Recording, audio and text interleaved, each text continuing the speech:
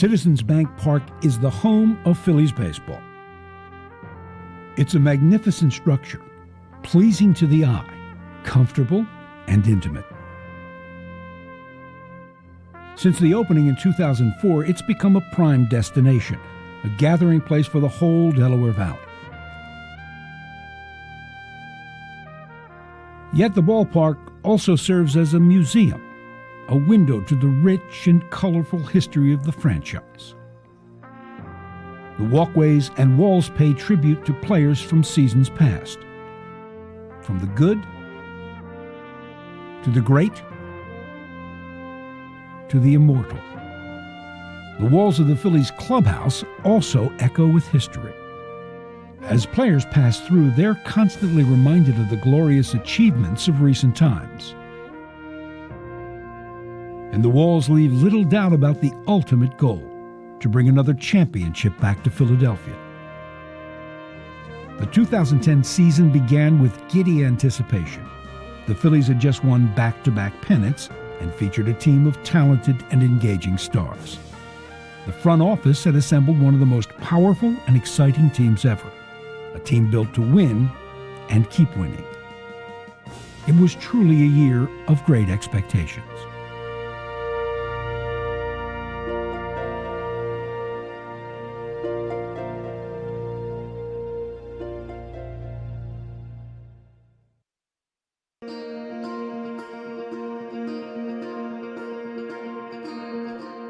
The winter of 2010 was one of the worst in Philadelphia history, but the sheets of snow outside couldn't dampen the mood of the Phillies front office. Their first move was to upgrade third base by signing an old friend, Placido Polanco, as a free agent. He was very willing to come back to Philadelphia, not only come back to Philadelphia, but to switch positions. First, I want to say thank you for bringing me back. I always wanted to be here and never wanted to leave. It's obvious that the team is committed to win, and I want to win. The chemistry here, and it's great, when you have a lot of good guys, that get along and play as a team, as individuals, and that's I think that's one of the keys. But the real blockbuster was just around the corner. After months of negotiation, the team landed the prize they had long coveted. Being able to acquire one of the finest pitchers in all of baseball is something very special for our organization, and to be able to lock him up for at least 4 more years and perhaps 5. I just want to welcome Roy and his family. Congratulations, and congratulations to us, I think, because we're very, very pleased to have you with us. It was an easy decision for me. I think once the opportunity came up to be a part of this, it was something I couldn't pass up. And, I think there's things not only in business but in life that are worth it, and for me this was one of those things. So with these 2 new pieces of the puzzle in place, the team prepared for another spring training in Clearwater, Florida. Far from the frigid grip of the Northeast, the Phillies training complex served as a breeding ground for great optimism. Welcome everybody to beautiful Clearwater, Florida, home of the 2008-2009 National League champion Philadelphia Phillies. It's a beautiful day. What about 2010? How can I help you? Old friends arrived with a strong hunger to finish the job they'd started the previous season. Hopefully everybody comes in here with a mindset of unfinished business, and we all get locked in, have a good spring training, and carry it out through the season. The great thing is that we have the team to do it again, and that's the part that I feel really blessed to be a part of something like this. I can't say enough about my teammates and the job we did last year. I know I've heard some things about some unfinished business, and I think that holds true. I think we got a job to do and a long way to go. And spring training starts tomorrow, so we got some business to take care of. Before the formal workouts began, the architects of the ball club addressed the troops. There's no question that we have high expectations on this club. I have high expectations, and I'm sure you guys do too. We're a championship caliber club. We want to remain a championship caliber club. I do believe that we can go back to the World Series and win it again this year. What's it going to take for us to win? Just play the same way we always play. Keep the same attitude. I look at our team over, we can improve some things. Situational hitting, we can get better on situational hitting, definitely get better. But I'm going to tell you guys something. We're going to win. We're going to win again. We're going to win, you know why? Because guys in this room, I know you want to win. And we're going to have a lot of fun, and you can relax and you play and you can come in and talk to me anytime you want to. and for God's sakes, talk to me on the field. Thank you. If there's one thing about Charlie Manuel, he's very easy to talk to. You know what I like? I like these socks. Got the toes in them. I love those. Yeah. About Raul. About Gentle Ben. You got Joe and Jerry B. You got Smoking Joe. Yo, Tootsie Pop. About JW. Ah, Chooch. Tell him who. Then we got, hey, you got to make that Louisville talk. Our big guys here to hit, man. They got to get their work in. You know what he told me? He said, I want to hit 7. I said, oh, trying to manage the team now. Dos huevos suave, mantequilla tostada. Man's only as good as his horses. To teach thoroughbreds, you got to be around them. And Charlie had plenty of thoroughbreds. For a team that has had as much success the year before, there were a lot of new faces. Ross Glode was brought in for some left-handed pop off the bench. Juan Castro was added for infield insurance. Cuban pitchers Danny Baez and Jose Contreras were brought in to bolster the bullpen. Also among the newcomers was veteran catcher Brian Snyder. Having spent his whole career in the NL East, he was intimately familiar with the powerhouse Phillies. Having grown up in the Lehigh Valley, they were the favorite team of his youth. 2 straight years World Series, a couple divisional champs in a row, and it's a special team, special makeup, and I'm just really, really happy and glad to be part of it. A lot has changed in baseball since the early days of the game.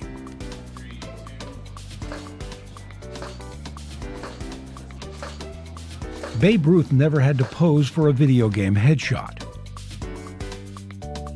While you score, look at me, look back here. Okay, so here, look. Ready? Or, for that matter, pose for a cookbook. Good. Good job. Right. Good right here. As the games got underway, hordes of Philly fans made the trek from the frozen north. They certainly wouldn't be disappointed by the comfortable and cozy Bright House Field. Of course, everyone wanted to get a look at the new star attraction. 1-2-3 inning for Roy Halladay. He's retired 5 consecutive batters. I pinch myself every day. You come in, you never want to take the uniform off when you go home that day because it almost, doesn't seem real. So, I can definitely understand the excitement. I feel the same, and, I'm really looking forward to it. In mid-spring, Philly fans got a glimpse into the future.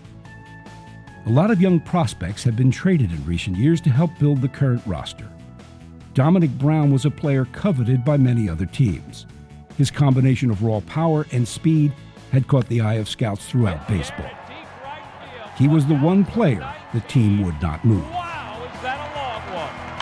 That one's in the air to right center field. That one is gone.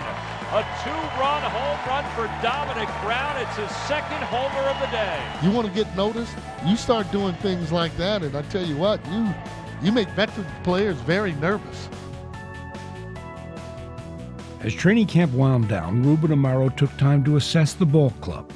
Our health has been great over the last several years, and we can't take that for granted. We've been very, very fortunate, but we've got good players and experienced players and players pulling on the same side of the rope. And with our coaching staff and with the experience that we have on our club, I think that we're poised to make another run at this thing.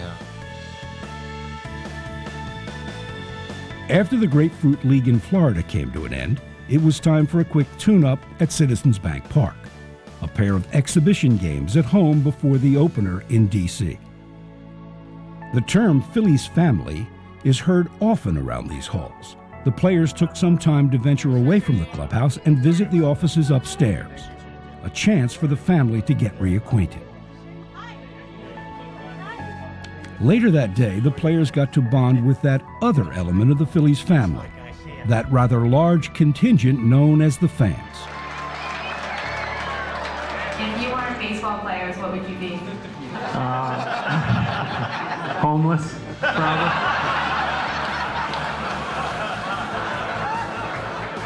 You guys have put a team together that I'm proud to bring my kids down to see. Don't ever underestimate how important that is to parents. What's it like to have a Cy Young Award? That's a tough one. You know what? It's one of those things it's fun before you get it.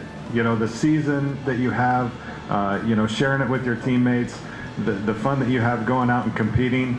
You know, for me, that's, been a great lesson for me and my kids is always enjoy the journey. You know, it's not always the end result, it's how you get there. And I think you got to take pride and enjoy that part of it. For Roy Halladay and the rest of the team, that long journey was about to begin.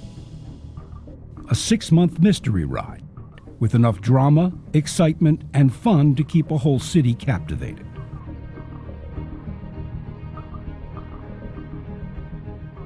Opening day has something of a sacred feel to it. Everyone knows that it's just one game out of 162, but the regimen and the routine of the long season has yet to take hold, and the butterflies are thick. Each band prepares in his own way, trying not to get distracted by the pomp and pageantry and all the extra attention. But these Phillies are used to it, having spent the last 3 years in the glare of the postseason spotlight.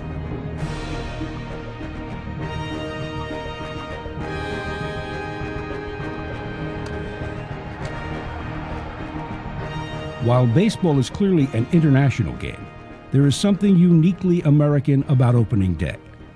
And what better place to start the season than our nation's capital? Ryan sends one in the air deep to right field. Ladies and gentlemen, it's the first home run of 2010. And Polanco sends one in the air toward left. It's pretty deep. Willingham going back to the warning track to the wall. Gone! Grand slam, Placido Polanco! It sounded like they were playing in America's first capital, Philadelphia, Pennsylvania. That's a 6 RBI opening day for Placido Polanco. But Roy Halladay has another strikeout. And Rodriguez chops it toward third. Nice play on the short hop for Polanco. Plenty of time. Nice play by Ryan Howard. That one hit sharply to right at Ryan Howard. He's got it. Halladay is there to cover. 3-1 on the putout. Halladay strands 2. The first game went according to script. Halladay was dominant and the offense looked like a juggernaut. Clearly, this 2010 model was serving notice to the rest of the league that it was a force to be reckoned with.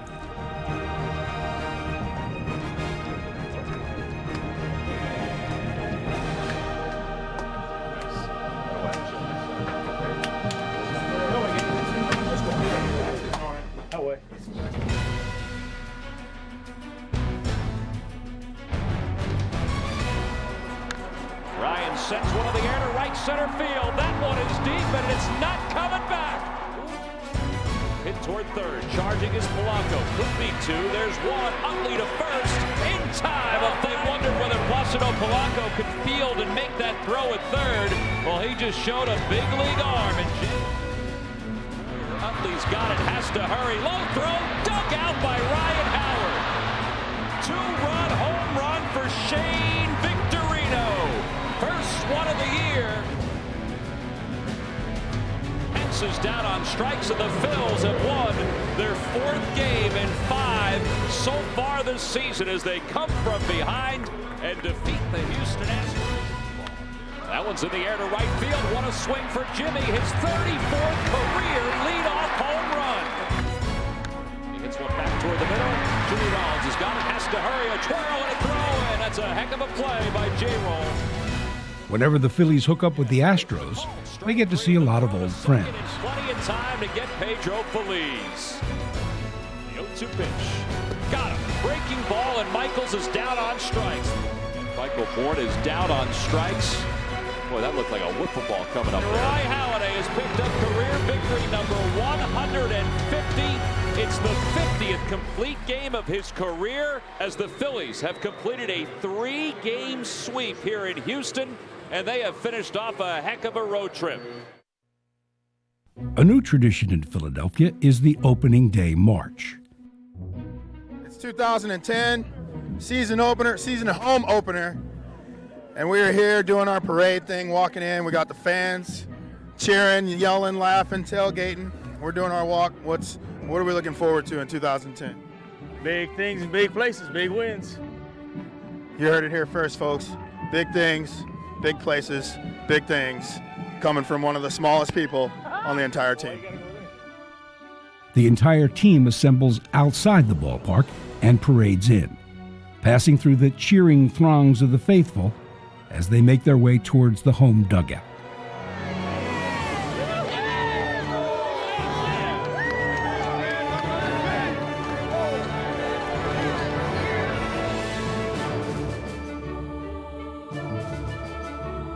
This year's highlight was the raising of the 2009 pennant, and with it, the promise of more glory to come. Opening day at home, this is where you like your dreams to come true, meaning maybe I'll have that game-winning home run, or maybe I'll have that shutout. This is what it's all about there, for sure, on opening day in your own home ballpark. But the baseball gods have a funny way of raining on a parade. Somewhere between team introductions and the start of the game, Jimmy Rollins injured his right calf. A late scratch is Rollins. Castro will bat in the leadoff spot. That's one to kind of hold your breath on, especially the start that Rollins was off to. It was an omen that started a disturbing trend in the 2010 season, one that would seriously test the organization's ability to maintain a championship club. During the past few seasons, the Phillies had enjoyed relatively few major injuries. That helped to create the consistency needed to win. 2010 would be radically different. Not only was losing Jimmy a major blow, but coming out of spring training, Joe Blanton and Brad Lidge were also placed on the disabled list. Then Jay Happ went down for what turned out to be 3 months. Some injuries are more subtle. Raul Ibanez never went on the DL, but off-season surgery had prevented him from his usual conditioning program. It took him months to find his stroke. 1-1 the count to Polanco. That hit him. Polanco hit by a pitch for the first time this regular season. Placido Polanco felt that pitch for the rest of the year. Being a gamer, he played through the pain, but it clearly affected his swing and would require surgery after the season. McLeod's the first batter he faces. Ooh, tough hop, and Ryan Howard makes a nice athletic play to make sure that... That game was an early indicator of the unique style of Roy Halladay. On a day when he didn't have his best stuff, his strategy became simple. And he makes the catch! Oh, what a play by Shane Victorino! Let his teammates catch the ball. Flag down by Castro on one hop. Oh, what a stretch by Ryan Howard! Back to the middle. Flag down by Utley. Flips to second for one. Over to first in time. A 4-6-3 double play. The defense has really stepped it up, and Halladay loved it. The decision to obtain Roy Halladay was paying immediate dividends. His intense work ethic and demeanor provided leadership to the rest of the pitching staff, much the same way Chase Utley did to the position players. The two formed a sort of mutual admiration society. He's just such a great presence, I think, not only in the clubhouse but on the field. Does things the right way, prepares the right way. I think the ultimate leader when you're talking about position players, and I think guys respect him because of the way he goes about things. I enjoy being around Roy. I heard stories coming into spring training about his work ethic and how serious he is, and he's every bit of that. He's a workhorse, he's a workaholic, and I think that's the reason he's been pretty successful over the years. I'm definitely glad he's on our side. It was obvious that the fans felt the same way about these two. Of course, some fans took it too far. Now, this is a woman with a sign saying, "Chase, my boyfriend loves you." It's awkward. That's a good sign.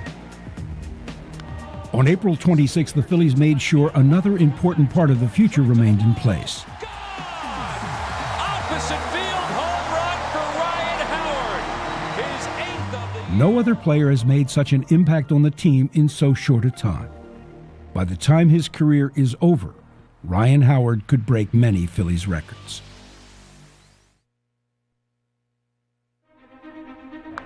1-2 is lifted in the air, deep to right field, and that one is gone. As the end of April drew near, it became obvious that the team wasn't clicking on all cylinders. Their fast start had been whittled down to 2 games over 500, and the early optimism became tempered. On the last game of the West Coast trip, Tim Lincecum stifled the Phillies through 9 innings. And then a funny thing happened. That's the first walk issued by Lincecum, and Bruce Bochy's coming out. He's not even looking at Lincecum, he's looking to the pen. The Phillies win this game and tie it up. Look out, Bruce Bochy. He was booed as he was walking off the field. There's a base hit to right for Utley. Runners go again, and the pitch is hit down the right field line. Sherholtz on the run, a long way to come, and it drops in fair. It scoots away from Sherholtz and rolls up the right field line, and the Phillies tie the ball game up. And that one is off the glove of Molina and shoots back to the backstop. Here comes Schneider, head first and all, and the Phillies take the lead. Broke his bat. That's going to drop in for a base hit, and we're going to be tied up. In the air toward left field. That's pretty deep. Velez is on the run. Back toward the corner to the wall. It's off the wall. It's in play. Ibanez will score. Valdez is at second. Toward the right side. Howard's got it. He's coming home with the throw. He spins Schneider around. He applies the tag, and he's out. Bouncer right side. To his left is Chase Utley. He's got it, sets it, throws, and Nelson Figueroa picks up his first ever career save, and what a doozy. It was a dramatic victory, but it came with a price. Ryan Matson, angry at his own performance, lashed out at a clubhouse chair. The chair won. An important part of the bullpen would miss the next 2 months. In early May, the Jekyll and Hyde offense took some revenge against the Mets. Shane Victorino was adapting to his leadoff role. Three-run home run for Shane Victorino. The next night, they dropped a big inning on Johan Santana and sent the Met fans home unhappy. A grand slam home run for Shane Victorino. 2 nights later, they wasted a gem by Cole Hamels. Has thrown 8 scoreless innings. He's retired. But in the 10th, a hero emerged. A player who would captivate the hearts of Philly fans for the rest of the season. It's gone! Carlos Ruiz, a walk-off home run. They're out of the dugout. They're at home plate. They're waiting on Chooch. He flips the helmet in the air, hops on home plate. Let the meeting begin.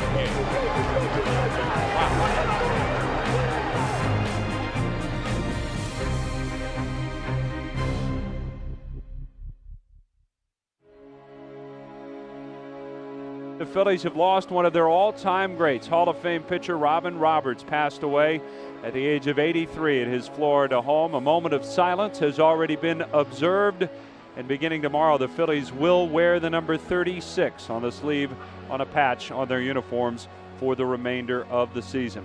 The Whiz Kids pennant flag is at half-mast, and it's flying out in center field, and Robin's number 36 hanging in the Phillies dugout as part of the tribute this afternoon. Robin Roberts had been a familiar figure around the ballpark in recent years. His easy style and approachability had made him very popular among the current team.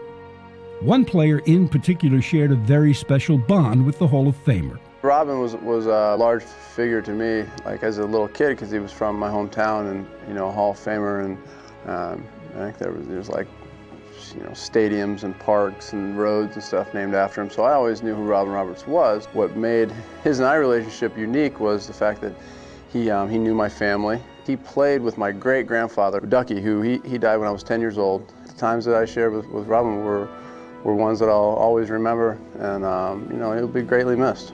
On the day that Robin passed, Jason was able to pay tribute in his own way. Hits it in the air to right field. It's deep. Backing up is Stabenoa to the warning track to the wall. Gone! I was coming around the bases, and Robin came to my mind, but something about the moment, and I, was kind of thinking about him, and this one's for you. The following day, another Philly had number 36 on his mind. Jamie Moyer had grown up in the Philadelphia area and was well aware of Roberts' legacy. He's got it across the diamond in time. Jamie Moyer, at the age of 47, has thrown a 2-hit as the Phillies have defeated the Atlanta Braves 7-0. Sure, it's not lost on you, a complete game. The day after Robin Roberts passes away, it is sort of ironic. You know, it is, and if there's any tribute that I could make, this would be one. He was a special person. I didn't know him overly well, but he was a special person. He's special, in the clubhouse, and to be able to tip my hat to him, on his way wherever he's going. I don't know. Things work out for a reason, and I really don't know why or how they happen, but they do.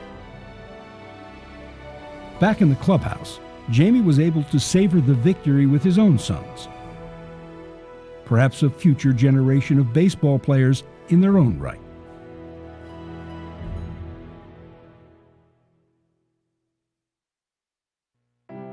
Most pitchers tend to follow a routine.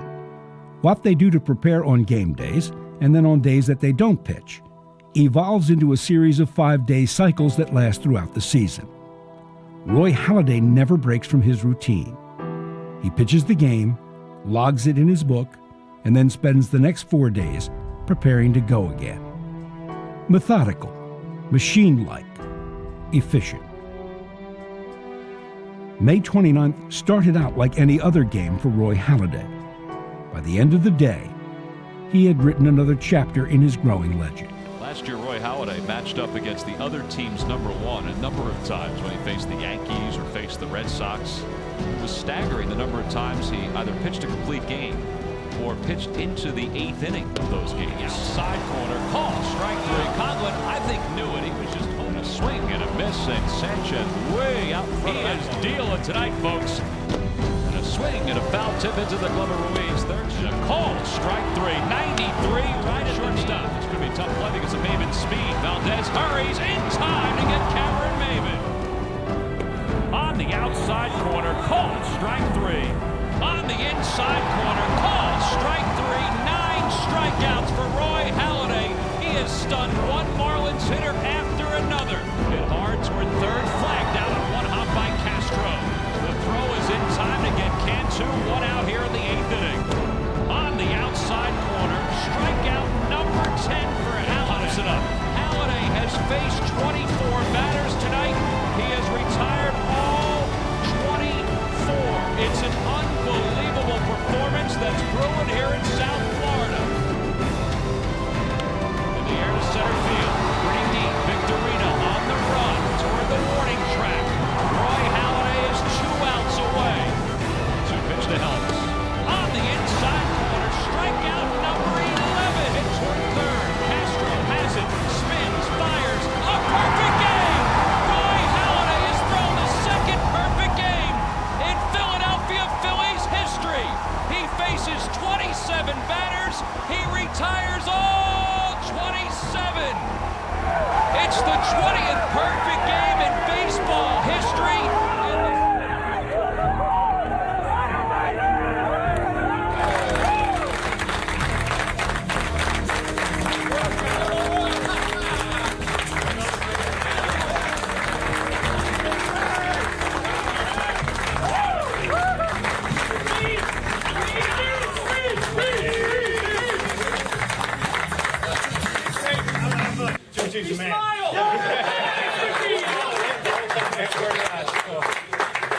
I don't know what else to say.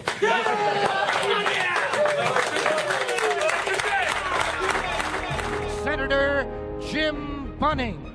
Jim Bunting is the only other Phillies pitcher to throw a perfect game. The senator from Kentucky found it hard not to be impressed. Of course, I think he's the best pitcher in the major leagues right now.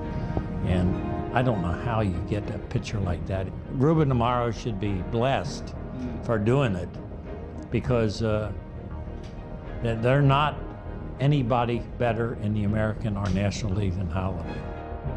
I'm not much for speeches, but I want to thank, obviously, the Phillies organization, one of the classiest places I've ever could have been. Everybody from the very front office, all the teammates, everybody in the coach's room, all the help. It's been unbelievable. This is a dream come true for me. Not this, but to play in Philadelphia. So thank you very much. Building a big league ball club is a long and complex process. The 40-man roster is filled out through trades, free agency, and draft choices. The Phillies have dozens of scouts throughout baseball constantly looking for help. Since the turn of the century, their efforts have borne serious fruit.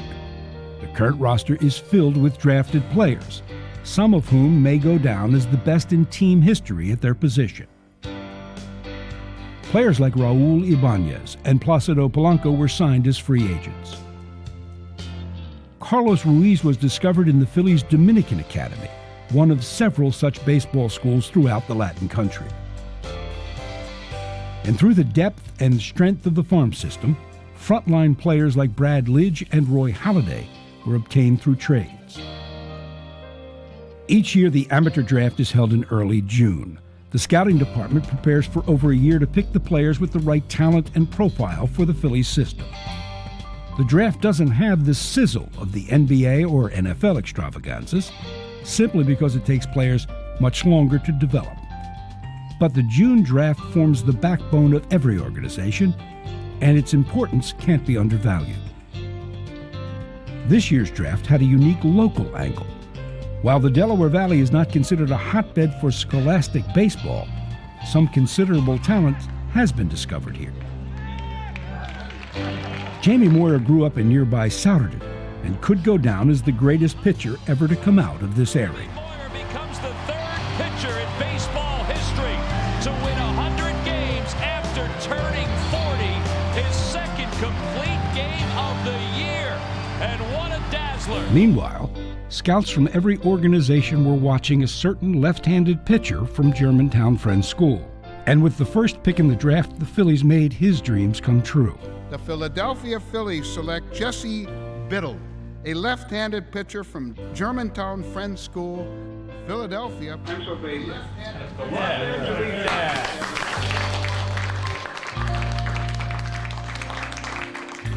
Jesse soon got a first-hand look at the walls of Citizens Bank Park. It's the best feeling I've ever had in my life. I really hope that I'm going to be a big part of this team and this organization, but right now the real goal is just to pitch as well as I can down in the minor leagues and show them that I'm a first-round guy. Cool, man. Well, listen, do your thing down there and have fun. I will. I'll do my best. Yeah, man. That'll be easy. Yeah. All right. Yeah, sounds good. All right, sounds good. Hey, it was nice to meet you. Too. It's a pleasure.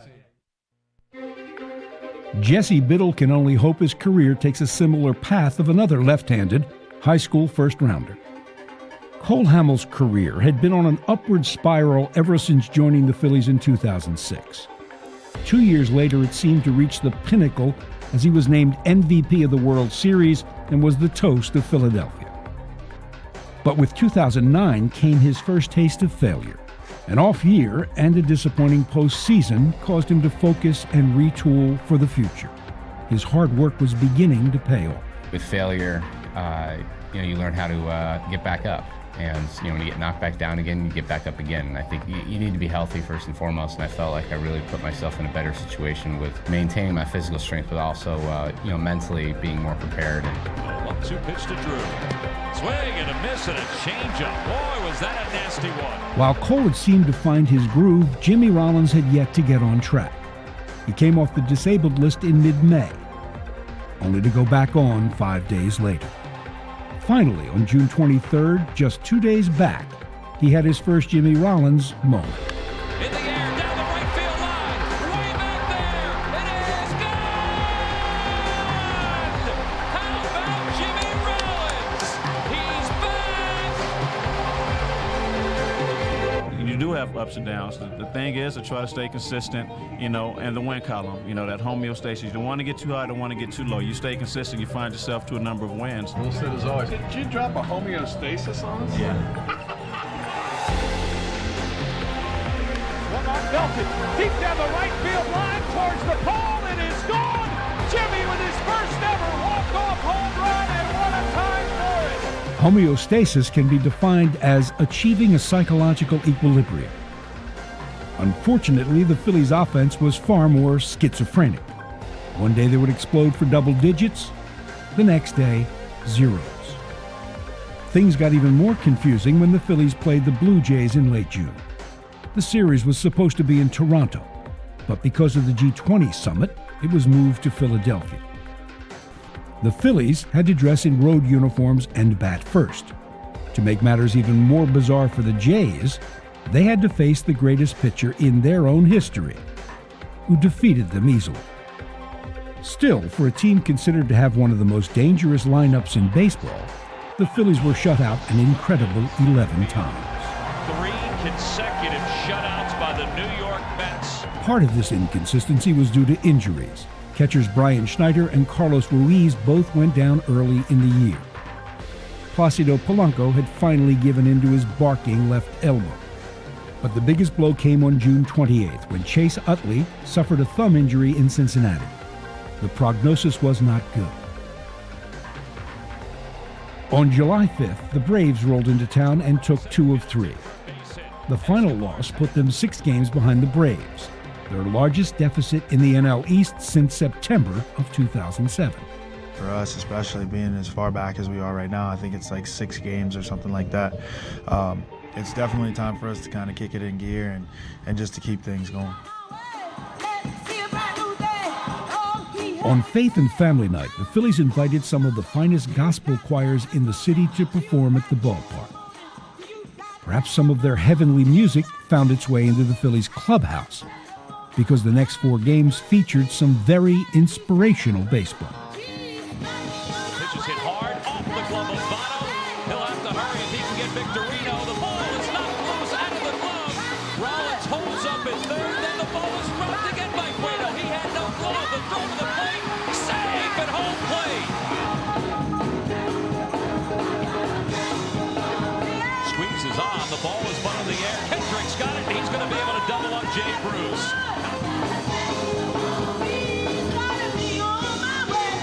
Here's the throw, it's offline, and the Phillies retake the lead. First on the run to the warning track toward the wall, he jumps, and he made the catch.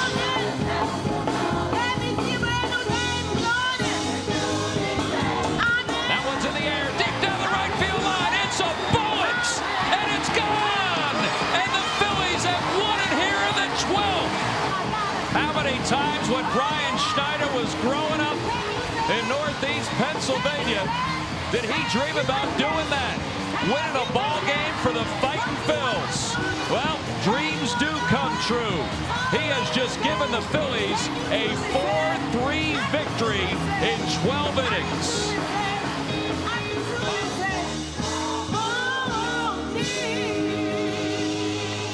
The next night, they were down 7-1 in the bottom of the ninth. In the air down the right field line. Did he get enough of it? It's hooking. It is gone off the foul pole. A 3-run home run, and that's made it a 2-run game.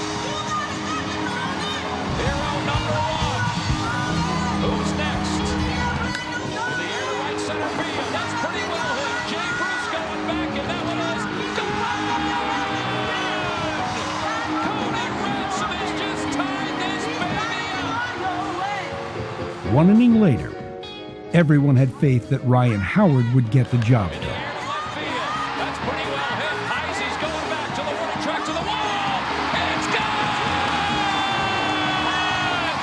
Ryan Howard has completed an improbable come from behind victory for the Phillies. A 2-run walk-off home run here in the bottom of the 10th. By now, there were over 45,000 people ready to testify. This ballpark was electric. Pretty good chance that they may have found their edge again.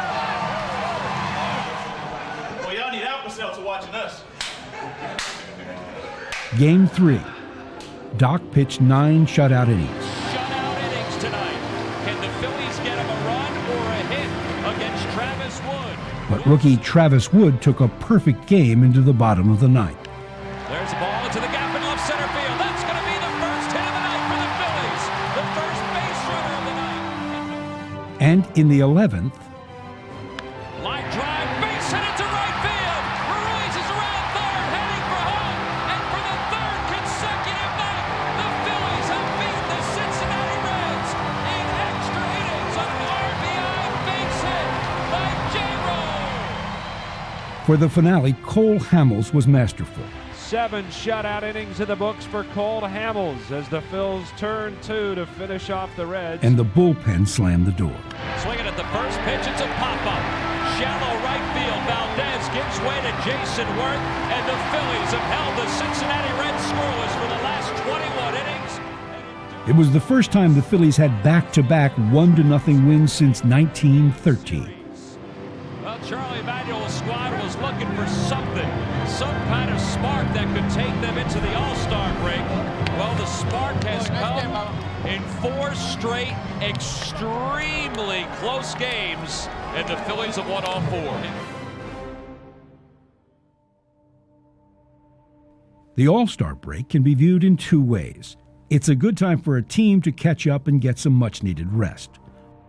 On the other hand, it could serve as a momentum breaker. The exciting sweep of the Reds became a distant memory as the team lost 6 of the first 7 games. Perhaps a shakeup was needed. Phillies' horrific road trip continues. They have now lost 5 of 6 to start the second half. Clearly, the way we played offensively has been the thing that's really been the bugaboo for us. It's a little challenging and a little confusing that we have not swung the bats the way we've have in the past. We're not getting it done offensively, and it's putting a lot of heat on our pitching. Ruben Amaro had been looking for a frontline pitcher for weeks, and the rumor mill began to churn. Astros ace Roy Oswalt could possibly agree to a trade. But would he want to come to Philadelphia? Then Jamie Moyer went down with a season-ending injury. The fans wanted change. They would soon get it. A topper to the left of the mound. Lidge off the hill. Fires to first. Ball game is over.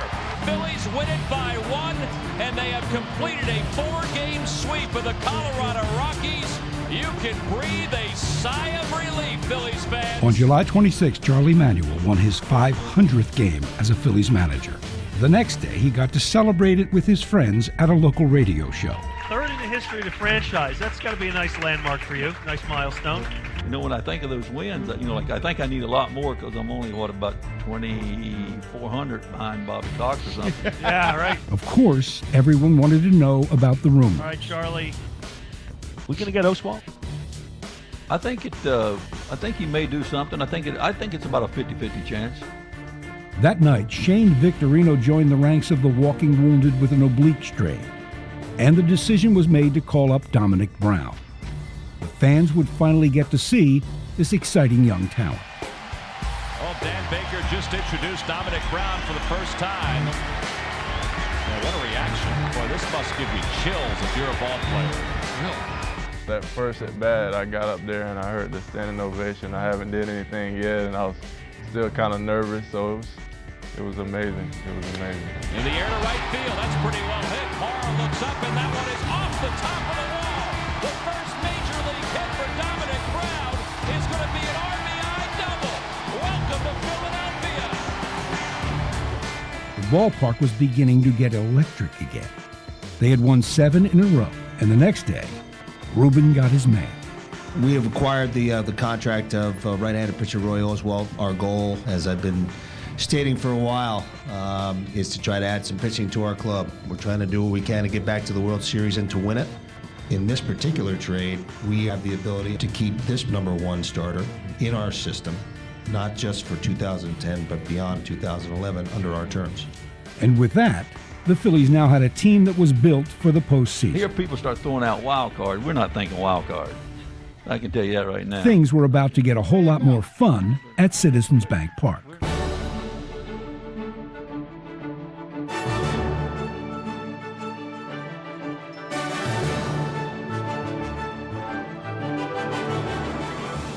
Summertime in South Philadelphia, and the primary colors are red, white, and blue.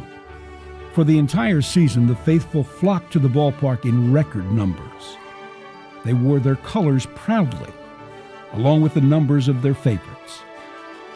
Old school, new school, it didn't matter, as long as the logo represented the P.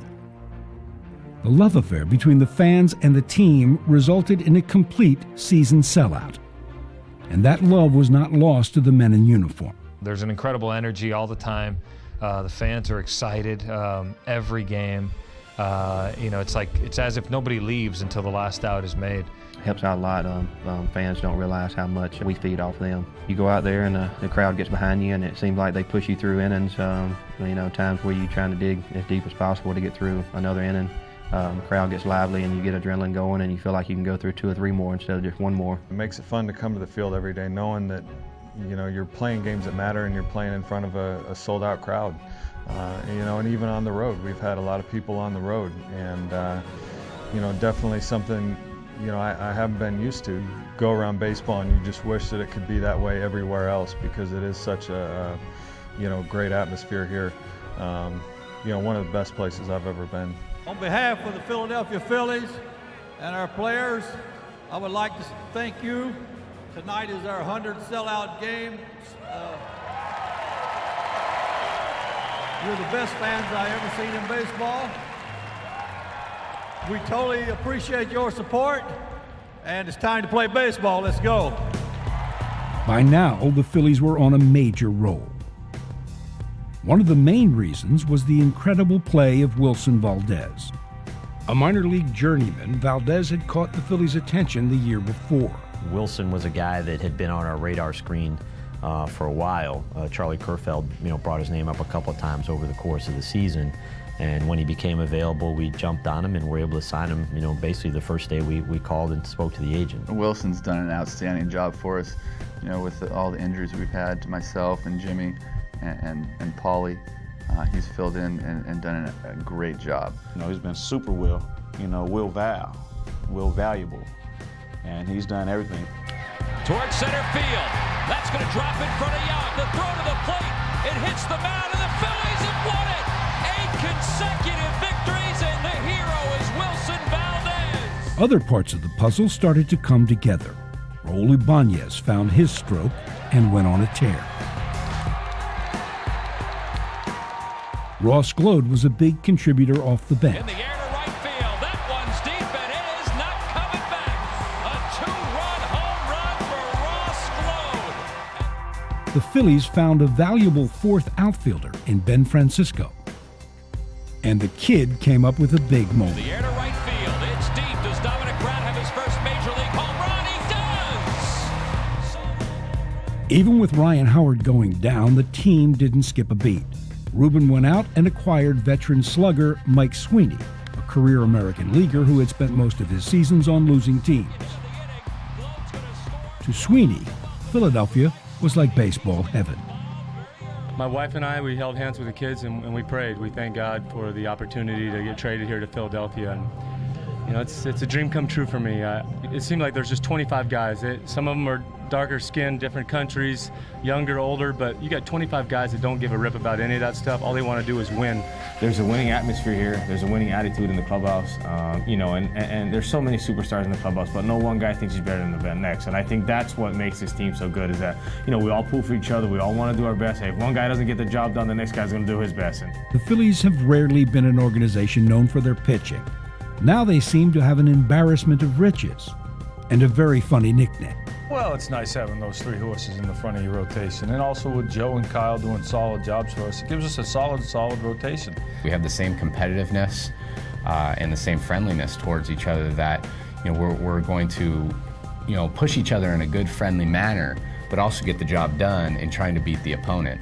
Between the starters and the bullpen, things were lining up perfectly. The guys we got out there, as far as Lidge, myself, Durbin, pretty much everybody, we know what time it is, and confidence is high, and core guys that have been around just kind of keep that aura about us that no matter what happens, we're out there to win that day. But the true highlight of the season was the emergence of Carlos Ruiz as a frontline catcher. Carlos has been awesome. To have a catcher that cares as much as he does about the job that he's doing behind the plate. Not only, is he having a great year offensively, but, when you take control of the game, you know what you want to do and you take pride in it. It gives your pitchers a lot of confidence. He really wants everybody to do good out there. I mean, you can really tell he's grinding for every pitcher. He feels better if we throw a shutout than he does if he goes 4 for 4 and we lose. coaching staff, the pitching staff absolutely love him back there, and well-deserved. The guy does a great job back there, and I know he's been getting tired. I know he's tired at times, so to see him catch as much as he has been, it's very impressive. Yeah. Left center field, it is off the wall. Worth around third, he's going to score. Francisco right on his heels. The Phillies have won it. They scream out of the dugout. What a win! The Phillies chasing Ruiz between first and second. It's over. 10-9, Phils win it.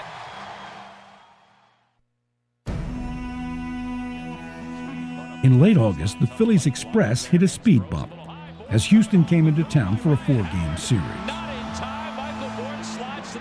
The hometown team had a 30-game differential over the Astros, but that wasn't reflected on the field. Was lingering off the second base bag. He kind of fell asleep out there, as everybody else did too. Blocked by Guterro. Oh, he threw him out. I don't know if he threw him out or not. Greg Gibson says he did. The normally efficient Phillies seemed to be suffering from a loss of concentration. JC may have enabled Michael Bourne to reach first as he lost his shoe again. And the men in blue seemed to be adding to the problems. Up the first base line, Ryan realizes that, runs after him, and no, he missed him. Greg Gibson is saying he missed him. Charlie is really angry right now. Charlie's been ejected. It hit him. They're going to say that he leaned into it. For a team known for its cool, it looked like the thermostat had been broken. Did he go? Yes, he did, says Scott Barry. And he's been thrown out of the ball game. How about that? They have nobody left. Ryan Howard has been thrown out of the ball game, and the Phillies have nobody left. Somebody got to grab him.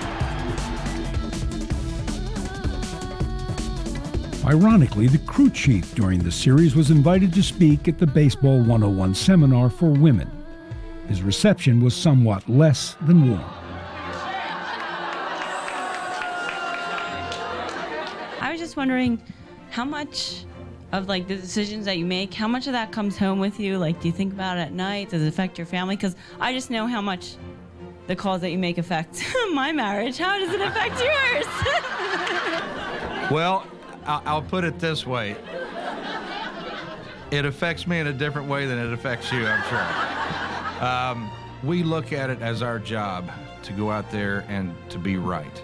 And it's our goal to go out there and be absolutely perfect, just as the players do, just as the managers do, just as you do in your job. Our goal is to keep everything even keel and play the best possible baseball we can play. And it's going to take us as a team, we got to outplay the other teams. And right now, Atlanta's definitely in front of us, and I think we're tied for the wild card. I know you keep things in perspective, and you don't get too high, and you don't get too low. If we play the way that we're capable of playing, how we've played for the last 4 or 5 years, I think that's why you like us, and I think that's our success, and that's kind of who we are. Once again, you've been excellent media members. Let's hear it for Charlie Manuel.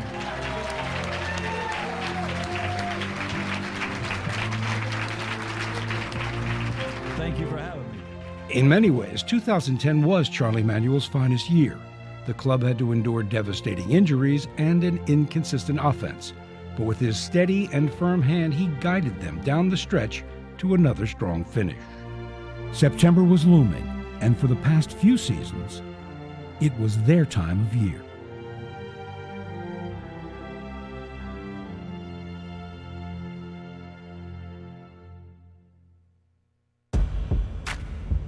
It's a daily ritual, sometimes simple, sometimes complex, always changing.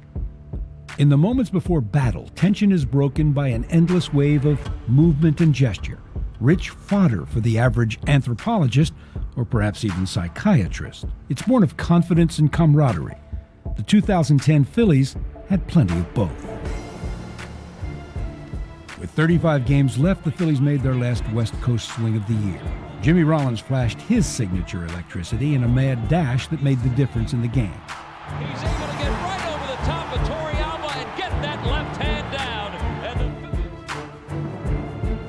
And 2 days later, Mike Sweeney blasted one in his hometown that really fired up the bench. Mike Sweeney with his first home run in a Phillies uniform. And that was a bullet. That was enough for another San Diego native, Cole Hamels, who completed the sweep. It's the fourth time the Phillies have recorded a sweep out here in San Diego in the last 8 years. Wow. Next, it was on to L.A., where Chooch continued his mastery over the Dodgers. One run is scored. Here comes Jason Worth. The throw by Pasetnik is offline. A two-run single by Carlos Ruiz. He's done it again against Broxton. And the magic continued. They were now 5-1 on the road trip and had to make a one-game stop in Denver before heading home. You don't necessarily want to get into a slugfest with the Rockies, unless you too have firepower.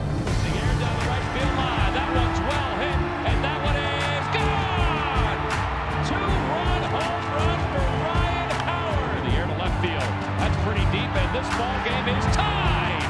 Solo home run in the air to right field, pretty deep, looking toward the corner, toward the pole. It is gone. Chase Utley, a grand slam, and he has blown this inning wide open. Over toward third, backhanded by Polanco. The race to the bag, and he wins it. And the Phillies have closed out this road trip with an improbable 12-11 victory over the Colorado Rockies. Back in Philly, the good times continued to roll. On the run, he's there, makes the catch, and Ryan Matson closes the door on the Brewers. Here's the throw to the plate on a few hops, not in time, and it gets right out by Lucroy. Here comes Valdez, the throw to the plate, save! The Phillies are 20 games over the 500 mark with another one-run victory. And for the first time since the end of May, the Phillies are back in first place in the National League East. With 2 weeks to go in the season, the Phillies were preparing for a showdown with the Braves, the team they had been chasing all year. But first, they would have to dispatch the Nationals.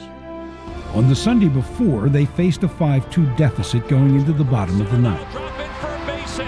Polanco scores. Here comes Utley right on his tail, and it's a one-run game.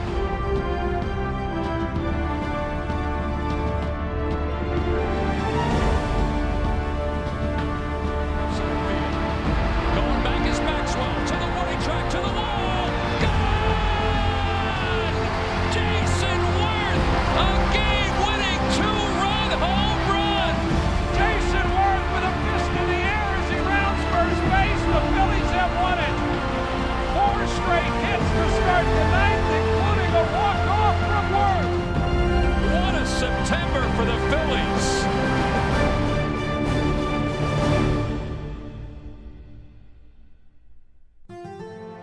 As the skipper of the Atlanta Braves, Bobby Cox had been a longtime nemesis of the Phillies. He was now making his last trip to Philadelphia as a manager. The Phillies front office wanted to quietly salute him before his retirement. He's respectful of the little guys and the people that support him. So, a little token for you. We'd like you to take this with you. Holy cow. Wow. Are you kidding? Thank you. You've always been a class organization, so, and this is one more class act. I just want to say thank you very much, all of you. Thanks. Thanks. That's so good. I tell you what. It was a modest affair, but it meant a great deal to the longtime foe. Of course, the Phillies would now try to ensure that his legacy would not include one last National League East title.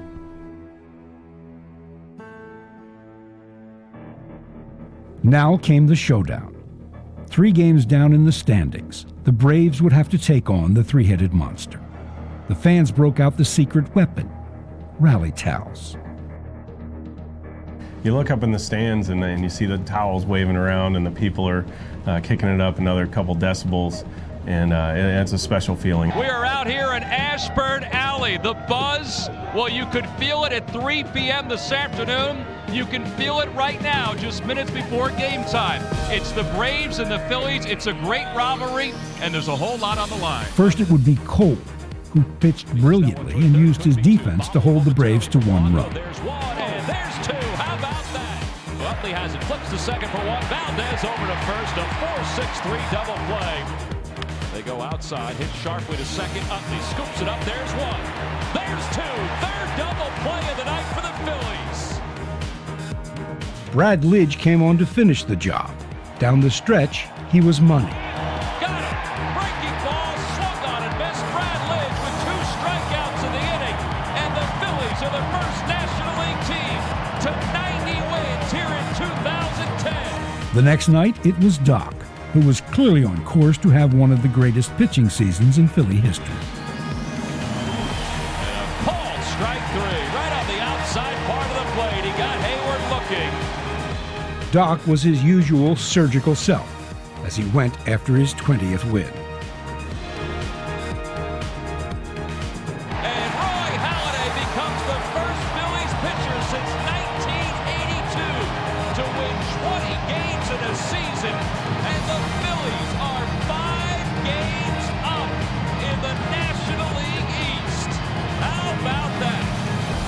Back in the clubhouse, the ever-shy Roy Halladay mustered up some thanks to his friends. I love playing with you guys. That's all I got. I mean, it's this stuff has been secondary for me. You know, it's been a dream come true to get to this point in the season and to be able to get a chance to finish it. So, thank you guys for everything. I appreciate it. That's great.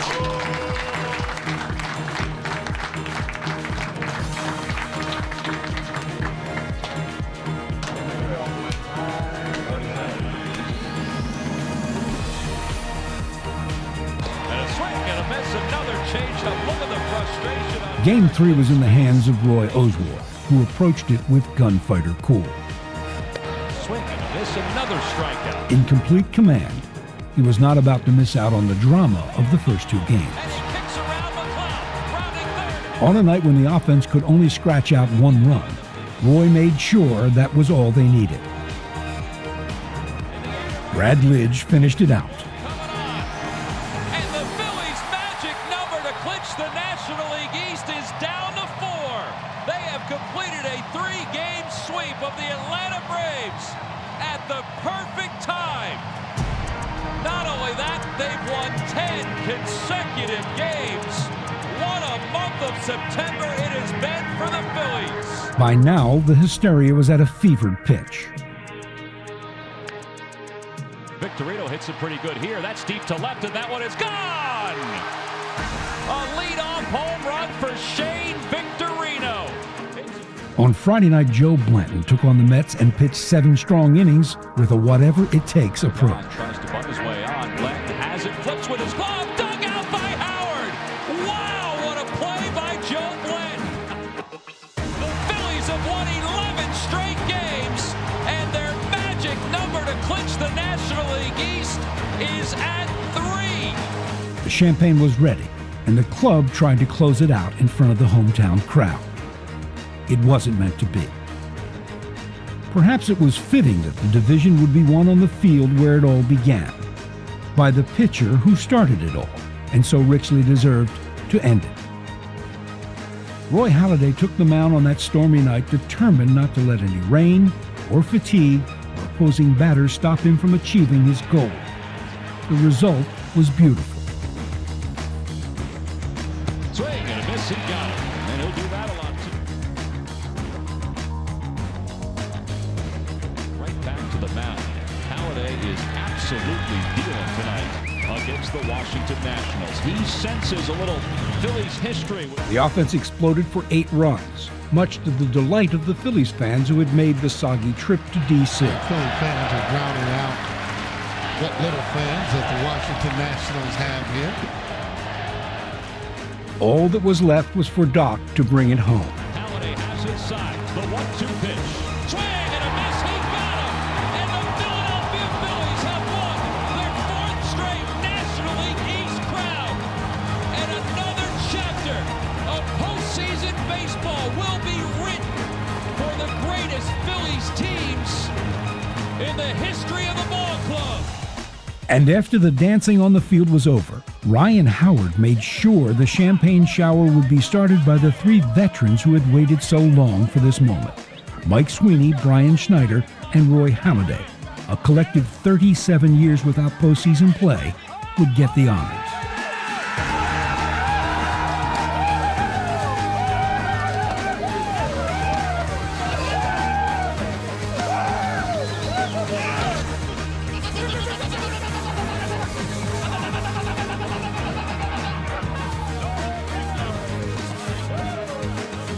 This was a special team, a team of character and grit. Most ball clubs start a season on the premise that if everyone stays healthy and has a banner year, they might be able to get to the playoffs. On this team, almost no one stayed healthy, and many had subpar years. Yet they still finished with the best record in all of baseball. A remarkable achievement that bodes well for the future.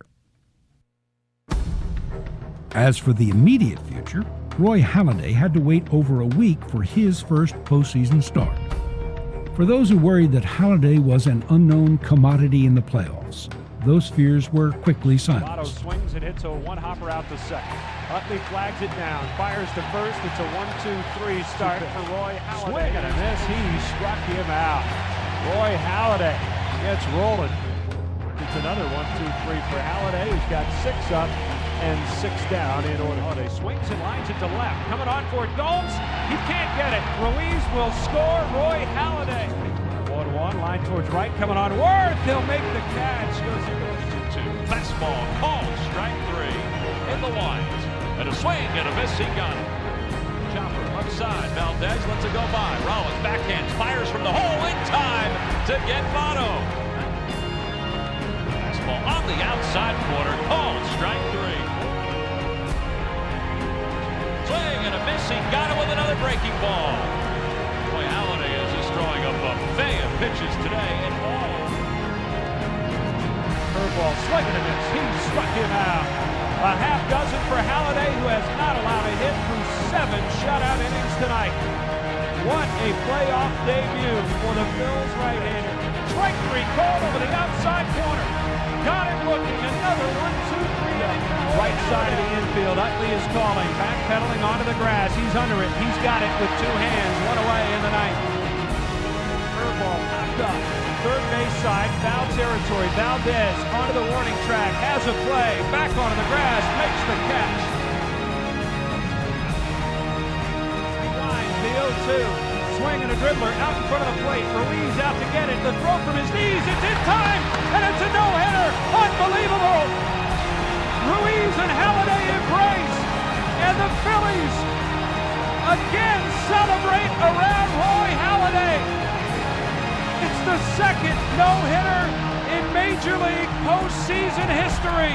Here tonight at Citizens Bank Park.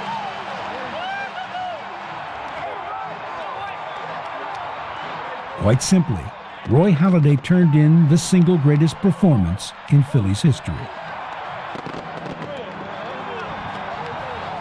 Charlie Manuel summed it up perfectly. It was great managing.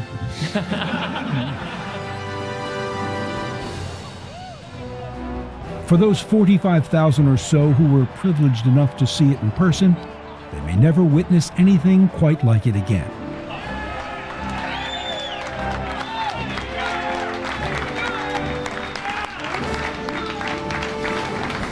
The momentum of the no-hitter carried over into Game 2. The Reds had the most dominant offense in the National League. Phillies pitching made them look feeble. Coming on, now coming in, and he missed it. Utley rounding third, stumbling home. He'll score. Jason Worth coming home as well. The Phillies lead. Grounded deep third, diving stop. Polanco gets up, the throw across. It's in time, and the game's over. The Phillies have a 2-games-to-none series. Now it was on to Cincinnati. It was evident early on that Cole Hamels was in complete command. Chase Utley looked for the kill shot. Well, not hit in the air. Right field. Towering shot. It's pretty deep. Bruce going back to the warning track, to the wall, and it's gone! A home run for Chase Utley. Cole Hamels, a forgettable 2009 postseason. But he has started 2010 where he left off in 2008 as the World Series MVP. Hamels ready. He winds and the 0-2 pitch. Swing and a miss. He struck him out on a high fastball. And the Phillies are going back to the National League Championship Series. They sweep the Cincinnati Reds as Cole Hamels pitches a 5-hitter tonight, a complete game shutout. As the euphoria of the champagne shower continued to rage, no one seemed concerned that the offense had cooled down. It was said going into the playoffs that the only team that could beat the Phillies was the Phillies. It seemed to be a good matchup of two teams with great pitching, with the Phillies having a decided advantage in offense. High fly ball, right field, it's got a chance. Ross at the wall, and it's gone. Carlos Ruiz has gone the opposite way. Cody Ross has gone deep to put the Giants on top. It seemed like Cody Ross had found a bat made of kryptonite. A confident hitter, and he has gone deep twice. Brian Wilson strikes out the side in the ninth, and the Giants have won Game 1 of the National League Championship. Game 2 was filled with more drama. Roy Oswalt was able to dominate with his arm and his legs. Drive base hit to center. It's Oswalt running, and they bring him to the plate. He was held up, but he's safe. And they break it open early on a big hit from Jimmy Rollins. The Phillies even the series. Out on the West Coast, the Giants' pitching began to shine. And you can talk about the pitching all you want, but this is a Philadelphia team that is going quietly inning after inning after inning. Game 4 proved to be a seesaw battle, with the score tied 5-5 in the bottom of the ninth.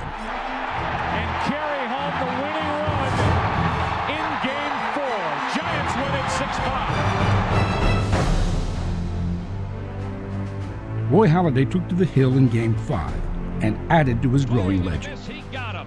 A breaking ball. All 3 strikes. No one knew he had injured himself in the first inning, yet he stayed out there for 5 more. What a time for Roy Halladay to pick up his 5th strikeout. The Phillies scratched out 4 runs. Swung on, grounded right side. Huff's got it. It's off his knee. Bounds into center. Ruiz coming around third. He'll score as well. Victorino heads for second. And the bullpen held on for the win. And Ryan Madsen comes on and strikes out the side. And the Phillies extend their season at least 1 more game. We're headed to Game 6. Back in Philadelphia, optimism was high. It looked like they were going to break it wide open in the first. Like just under it a hair, he would have been looking at a 3-run home run. It's an old cliche, a game of inches. Sometimes it feels all too true. 3 gloves in this inning, and the ball somehow evades all 3 of them. 1 at second, 1 in center, and now... Roy Oswalt held up his end, but there were too many missed opportunities and too many runners left on base. In the end, they would fall to the Cinderella Giants, who would then go on to win the World Series. There would be no pennant. There would be no parade.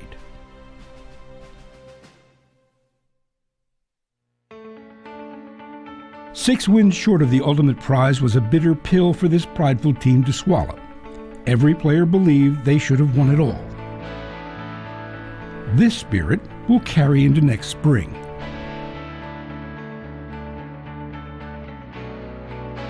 The Phillies will start the season with arguably their greatest starting rotation in team history.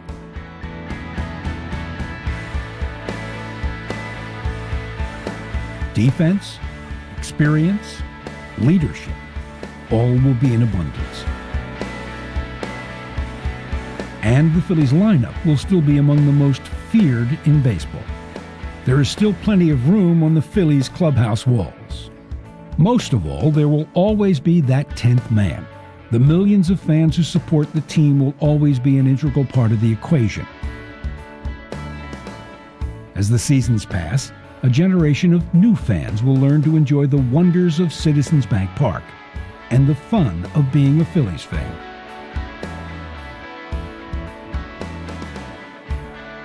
To those young fans, the organization would simply like to say welcome to the Phillies family. Here's to many more years of fun and great expectation.